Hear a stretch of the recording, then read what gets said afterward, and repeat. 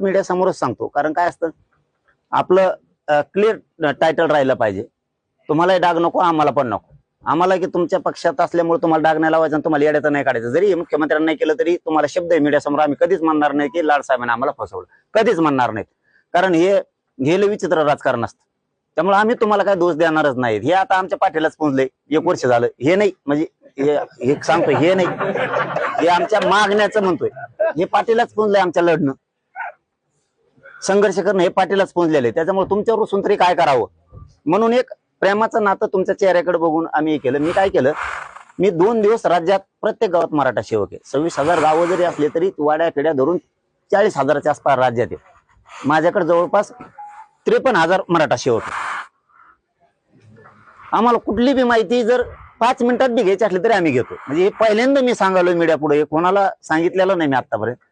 आमच्याकडे तेवढी यंत्रणा असल्यामुळे म्हणलं जरा शाळा विचारा मास्तराला. मास्तर म्हणताय पुरे पैसे फीस घेतल्यात आहे, वरून तसा जिआरच नाही. मी त्या पाटील साहेबाला सांगितलं होतं आठवड्यापूर्वी की तुम्ही हे ओबीसी मंत्रालयाला तुम्हाला सांगावं लागणार आहे, ओबीसी विभागाला.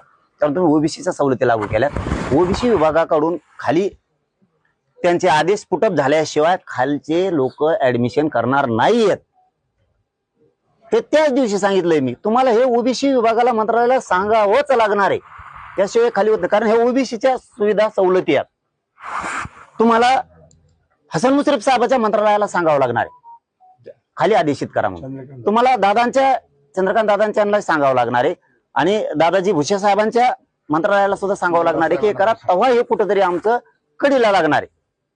नसतं हे सोपं नाहीये. मग एवढं हे आमच्या होऊन जाईल 5 वर्षाचं शिक्षण, 1 वर्षाचं शिक्षण तरी लागू नाही व्हायचे, तोवर आम्ही संपून जाऊ आमचे विद्यार्थी. म्हणून आता तुम्ही सांगितलं फीस वापस देईन, त्याच्यामुळे आमचा तिथं बी काही त्यातली अडचण नाही राहिली.